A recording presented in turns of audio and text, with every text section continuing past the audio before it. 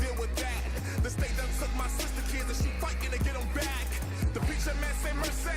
Well, my own people hurt man. They tied him up, put it back in the church and took damn near everything he worth. All my people mask up like Shaka Zulu. We possess. In my last reflection, I left off at how mechanics can help games tell a story, and I did this by explaining the Game of Thrones Telltale game, which, as you may know, is a heavily story-oriented game. Though it isn't my preferred style of gaming, I'm having a really good time walking through the possibilities that the game has to offer. In contrast to this type of genre, I play a lot of online multiplayer games like League of Legends and Overwatch, which don't really have much of a story to tell. The companies behind the games release these animated shorts that tell us a little bit about the world they're set in, and add that with a ton of lore, but otherwise storylines in the game are completely non-existent. And what I find interesting with them is the heavy amount of mechanics and knowledge required to play at even a basic level of competition for these games.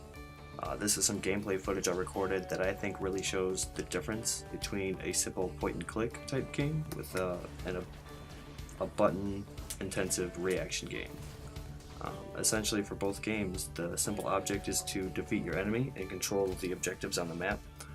Though there is no involvement with the story whatsoever, but yet, why did I state in my last video that all mechanics tell a story? Well, in this way, I believe that it isn't so much of a story in the game that is to be told through mechanics, but rather a story to be told outside the game from mechanics. What I mean by that is if you were to play a game with friends, and say you were to make a good play, that itself creates a story to tell.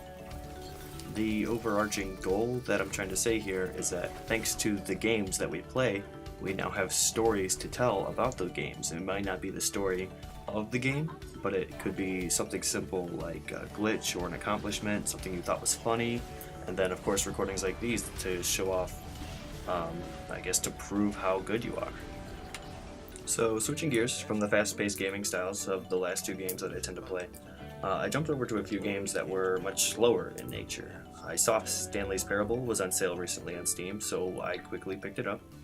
And first, let me say that this one is a mind-bender. If I could compare it to anything, I would have to say the Portal series, because the dialogue is based on how you move through the game, and the dialogue is very satirical in nature, so it's very comical to listen to a narrator tell you that you are doing something wrong or is making fun of you.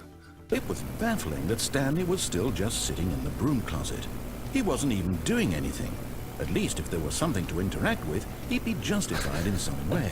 As it is, he's literally just standing there doing sweet FA.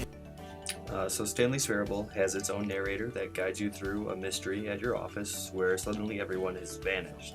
His narration will change based on the choices Stanley makes, so if he says Stanley took a left and you as the player took a right, he would adjust his story to make sure what you did happens like actually in the story, in the narration.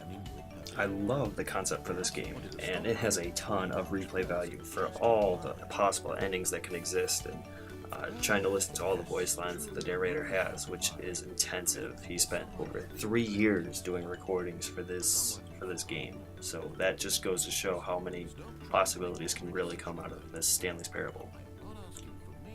Another game my group has been studying is called Emily is Away.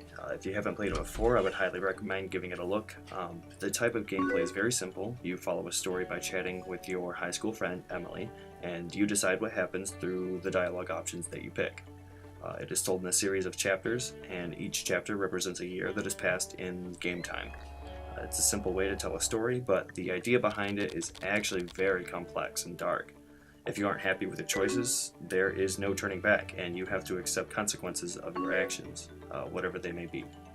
So we are thinking as a group that we might want to pursue this style of game, one in which you interact with a character, an NPC, and from there you make sure that whatever choice you make is reflective of who you are, or if you're a role player, you want to reflect the character that you are portraying in the game, or whatever it may be. But that is the over-ending goal that we're trying to seek through looking at Emily is Away.